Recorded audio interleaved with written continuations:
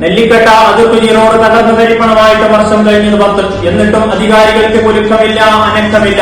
മനുഷ്യന്റെ സഞ്ചാര സ്വാതന്ത്ര്യം നിഷേധിക്കപ്പെട്ടിട്ട് 10 വർഷം കഴിഞ്ഞു കേൾക്കുമ്പോൾ പ്രേക്ഷക ഹൃദയങ്ങളെ നെഞ്ചത്ത് കൈവച്ചൊന്ന് ചിന്തിക്കുമോ ഈ വിലാപം? 10ാം ക്ലാസ്സിൽ 10ലും തുടർച്ചയായി A+ വാരിക്കൂട്ടിയ PBM English medium higher secondary school. കായിക മികവിലും കാർഷിക മികവിലും പഠന മികവിലും തുടർച്ചയായി സംസ്ഥാനത്തിൽ നിന്ന് ഗോൾഡ് മെഡലും നിരവധി അവാർഡുകളും വാങ്ങിയ ഗവൺമെന്റ് LP സ്കൂൾ അതിർത്തി.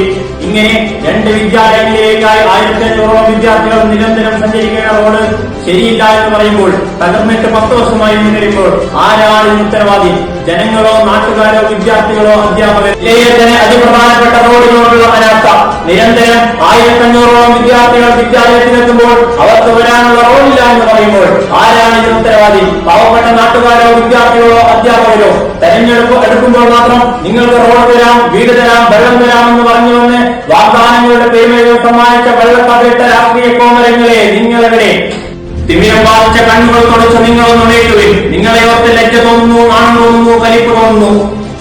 നല്ലൊരു നാടിന് വേണ്ടി, പുതിയ തലമുറയ്ക്ക് വേണ്ടി, വളർന്നു വരുന്ന പുതിയ ഹൃദയങ്ങൾക്ക് വേണ്ടി ഒരു റോഡ് മേടിച്ചിടാൻ നിങ്ങൾക്ക് സാധിക്കുന്നതായെങ്കിൽ സ്വന്തം കീശ വീർപ്പിക്കാൻ വേണ്ടി മാത്രമോ രാഷ്ട്രീയം പറഞ്ഞ വെള്ളക്കതിരത്ത് നിങ്ങൾ നടക്കുന്നത്?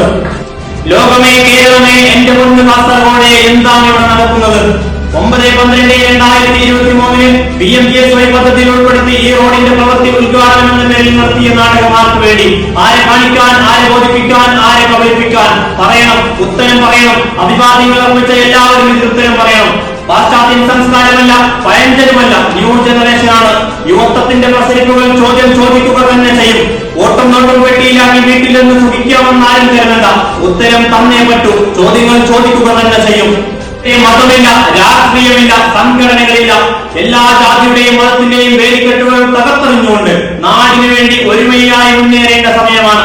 ഇനിയും നിങ്ങൾക്കെതിരെ ചോദ്യങ്ങൾ ഉയരുക തന്നെ ചെയ്യും. ഓരോന്നായി മറുപടി തന്നെ പറ്റൂ.